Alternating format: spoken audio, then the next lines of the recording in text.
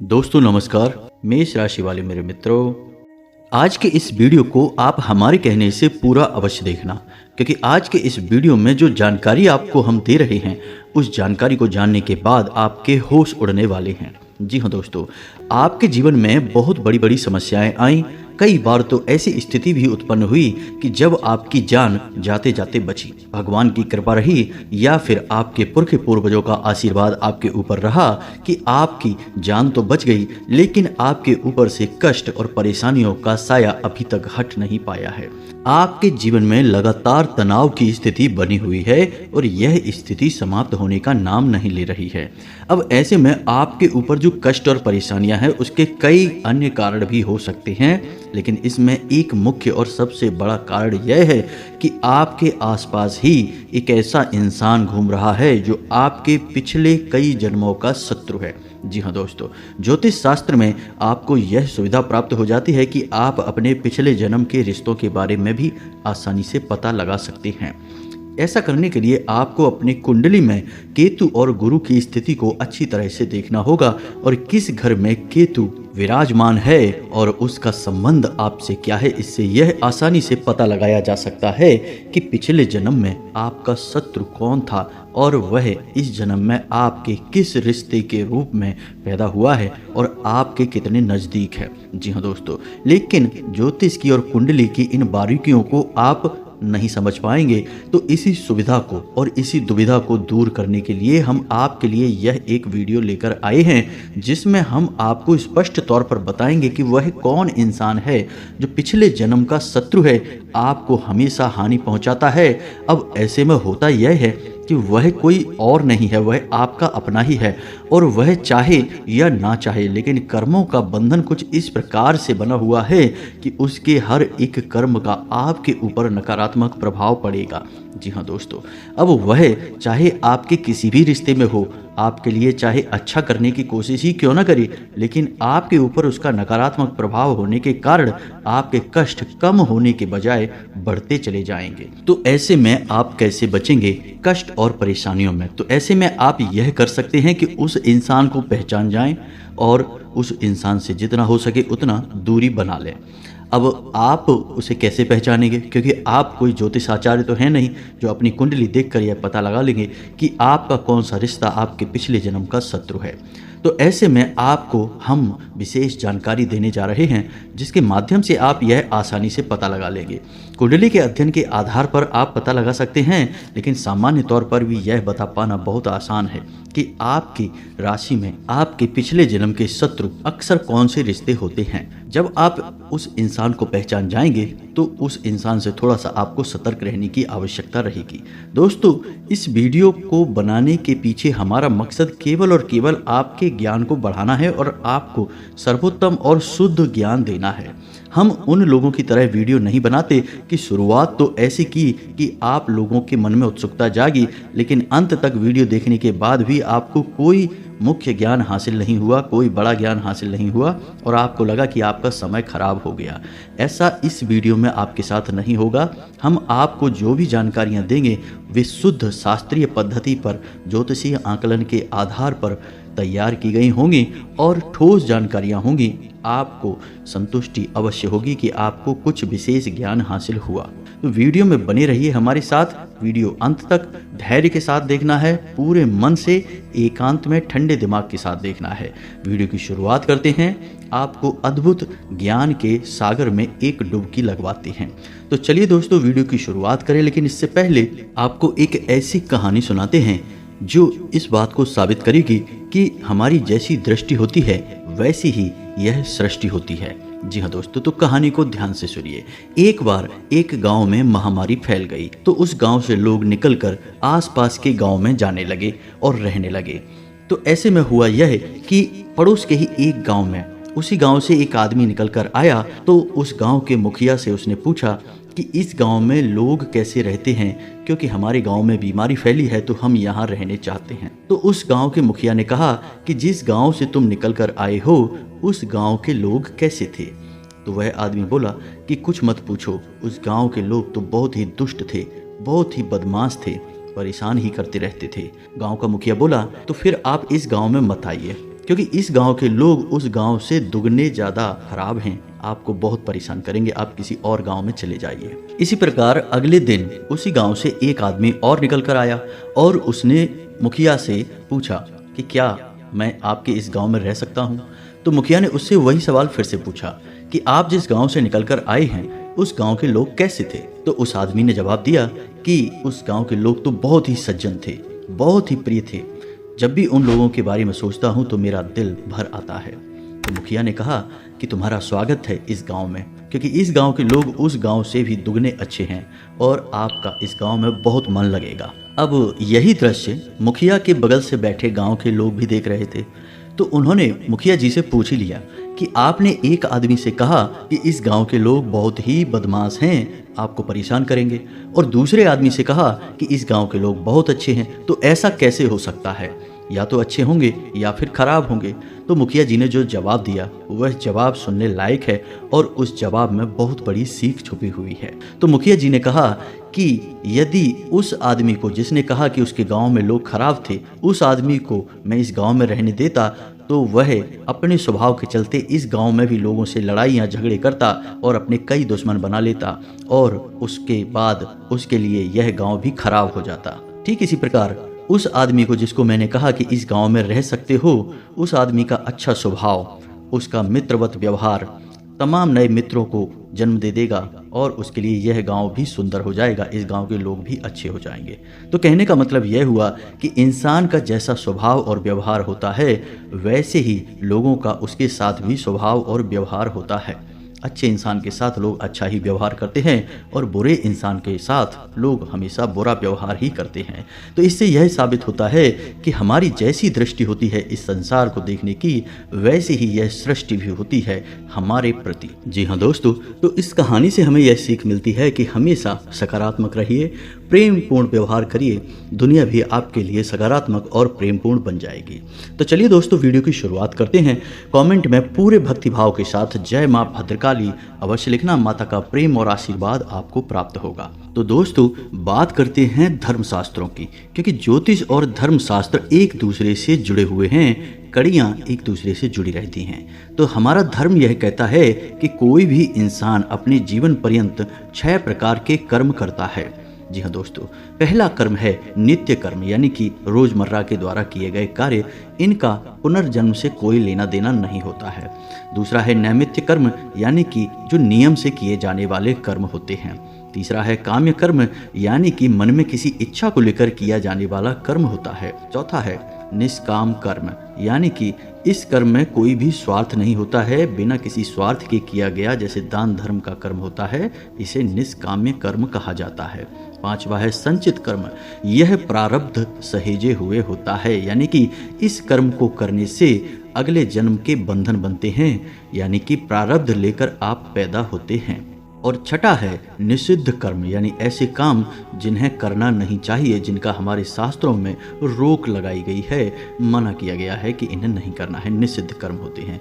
तो जब भी कोई इंसान संचित कर्म करता है, निषिद्ध कर्म करता है, तो उसके प्रारब्ध बनने लगते हैं और अगले जन्म में जब वह किसी और स्थान पर किसी और गर्भ से जन्म लेता है तो उसके साथ उसके जो प्रारब्ध हैं वे भी जन्म लेते हैं और प्रारब्ध के अनुसार ही जिन जिन लोगों के साथ उसका अच्छा बुरा संबंध रहा है वे भी उसके आसपास उसके संबंधियों के रूप में उत्पन्न होते हैं। यदि किसी व्यक्ति के साथ प्रारब्ध का संबंध अच्छा है तो वह आपके लिए जीवन में सुविधाएं उत्पन्न करने के लिए पैदा हुआ है, और यदि बुरा है तो वह आपको इस जन्म में कष्ट देने के लिए पैदा हुआ है। तो यह तो है हमारे शास्त्रों में पिछले जन्म के कर्म बंधनों और रिश्ते नातों का हिसाब किताब। अब ठीक इसी प्रकार हमारे जो रिश्ते नाते हैं, जो हमारे संबंधी हैं, उनका भी हमारे पिछले जन्म से किस प्रकार का नाता है यह भी बताया गया है हमारे धर्मशास्त्रों में। तो इसे भी आप ध्यान से समझिए। हमारे शास्त्रों में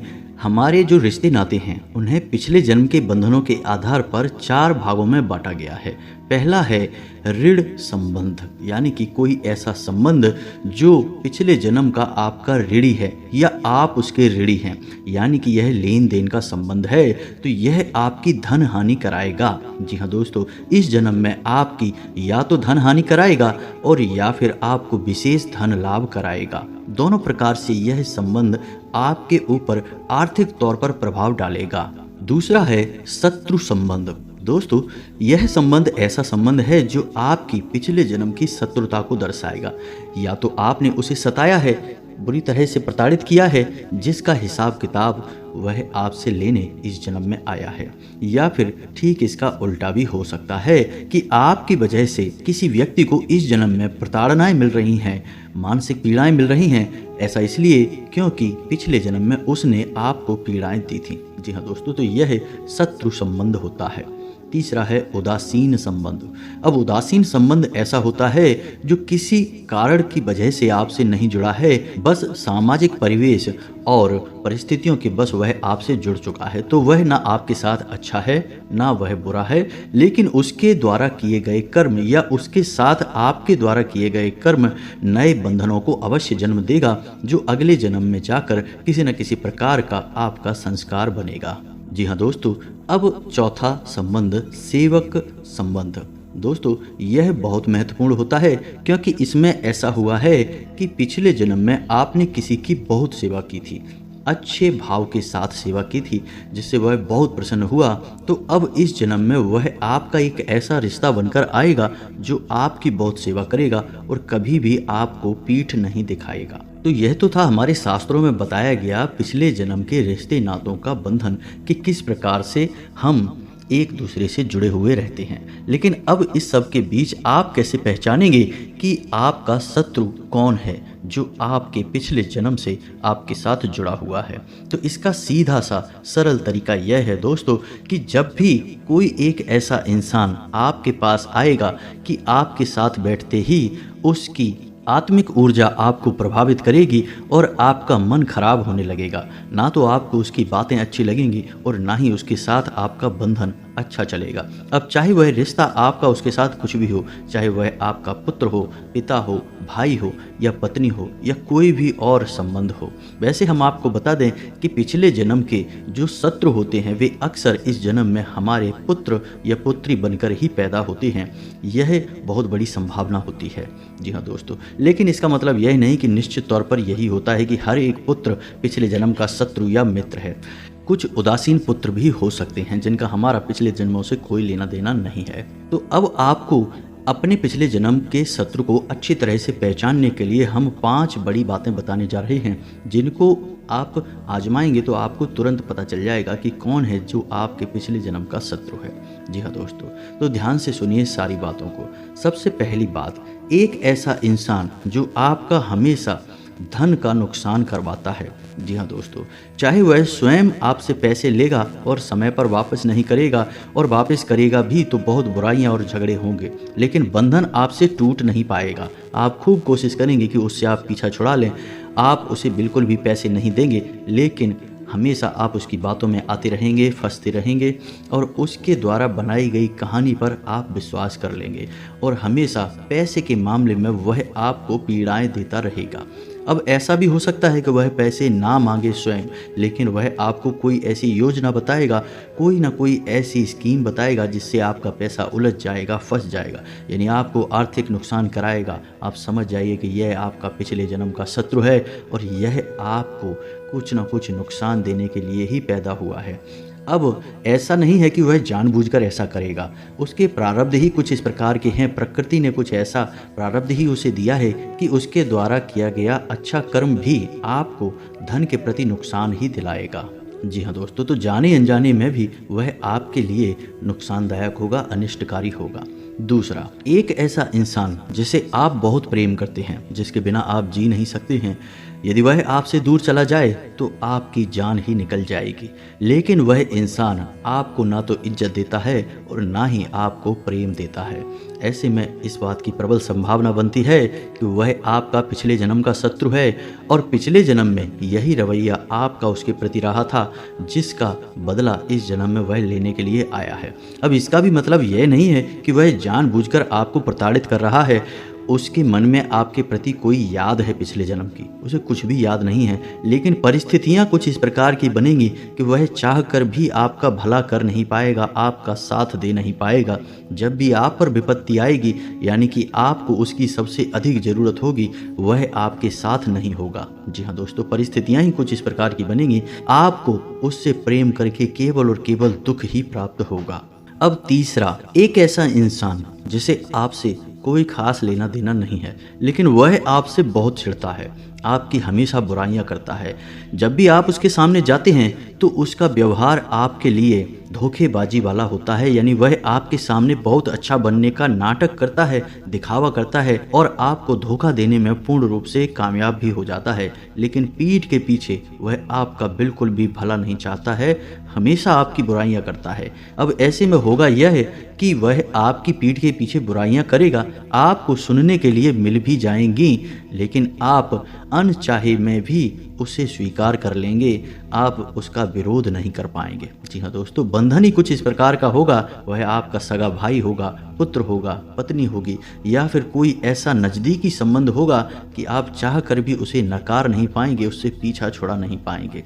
अब ऐसे में होगा यह है कि आपको बहुत मानसिक पीड़ा होगी, आपके दिल में बहुत चोट लगेगी, लेकिन आपको यह सहना होगा, क्योंकि यह आपके पिछले जन्म का प्रारब्ध है, कर्म का बंधन है। अब ध्यान से सुनिए चौथा एक ऐसा संबंध होगा जो आपको हमेशा बुराइयों की ओर खींचेगा, आपके चरित्र का हनन करने की कोशिश करेगा।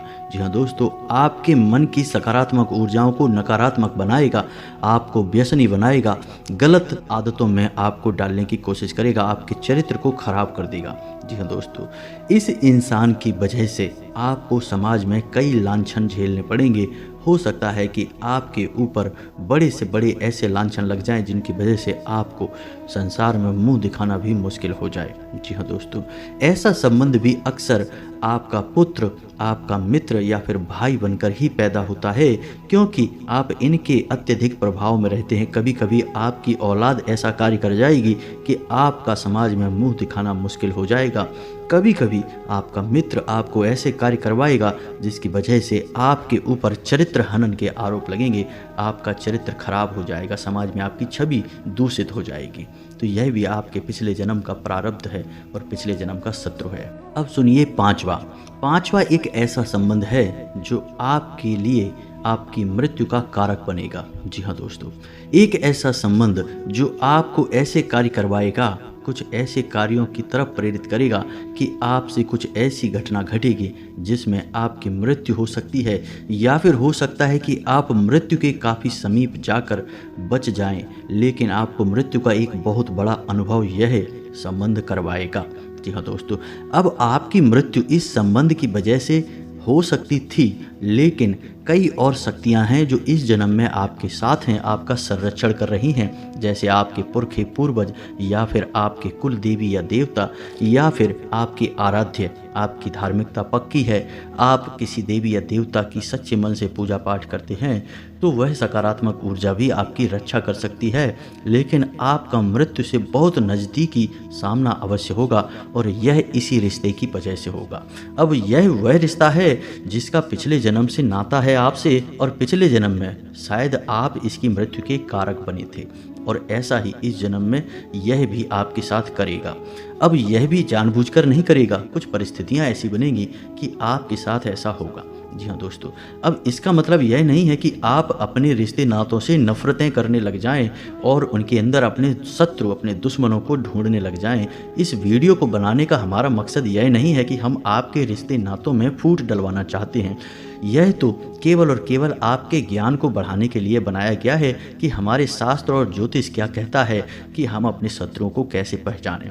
लेकिन दोस्तों, हमने आपको जो कहानी सुनाई थी वीडियो के आरंभ में, उस कहानी सुनाने का मकसद यही था कि आप यदि अपने मन के विचार सबके लिए सकारात्मक रखें अच्छे रखें तो आपके शत्रु भी आपके लिए अच्छा ही करेंगे। यदि बुरा नहीं करेंगे तो अच्छा भी नहीं करेंगे, सम रहेंगे। लेकिन आपको अपने मन के विचार दूषित नहीं करने हैं, क्योंकि यदि आप अपने मन के विचार दूषित करेंगे, नकारात्मक करेंगे, किसी के लिए अपने मन में नफरतें, संदेह पैदा करेंगे, तो आप अपने कर्म को खराब कर रहे हैं और अगले जन्म के लिए अपने नए प्रारब्ध तैयार कर रहे हैं। आपको ऐसा नहीं करना है। अपने कुल देवी या देवता में पूर्ण आस्था रखें। कुल देवी और देवता के नाम का एक दीपक शाम के समय अपने घर की दहलीज पर अवश्य जलाया करिए। दीपक की बाती का मुख बाहर की ओर करिए। एक दीपक अपने पितृ और पूर्वजों के नाम का घर की दक्षिण दिशा में अवश्य जलाया करिए। दोस्तों, आपकी राशि के जातकों की उन्नति केवल और केवल धार्मिकता की राह पर चलकर ही प्राप्त होगी। आप जितना ईश्वर में विश्वास करेंगे, आपका जीवन उतना ही सुंदर हो जाएगा। तो आप हमारी बात मानिए, ये 2 दीपक आप जलाना शुरू करिए। आप देखेंगे कि आपकी मानसिकता बदल जाएगी, आपका जीवन सुखमय हो जाएगा। जी हाँ दोस्तों, इस वीडियो के माध्यम से हमने आपको शास्त्रीय पद्धति और ज्योतिषीय आकलन के आधार पर क्या हमारे शास्त्र कह रहे हैं यह बताने की कोशिश की है। हमने झूठ, फरेब और उल्टी सीधी मनगढ़ंत बातें करके आपको फंसाने के लिए कुछ भी उलझुल नहीं कहा है। हमारा मकसद केवल और केवल आपके जीवन में ज्ञान का प्रकाश फैलाना है। झूठ और फरेब से हमारा कोई नाता नहीं है। दोस्तों, उम्मीद है आपको हमारा प्रयास अच्छा लगा होगा। यदि आपके मन में कोई प्रश्न है तो आप कमेंट करके पूछें, हम आपके प्रश्नों की जवाब देने की पूरी कोशिश करेंगे। इसी के साथ साथ आज के इस वीडियो को विराम देते हैं। कमेंट में पूरे भक्ति भाव के साथ जय माँ भद्रकाली लिखना ना भूलें। माता का सीधा प्रेम और आशीर्वाद आपको प्राप्त होगा। मिलते हैं अगले ज्ञानवर्धक वीडियो में, तब तक के लिए धन्यवाद। जय माता की।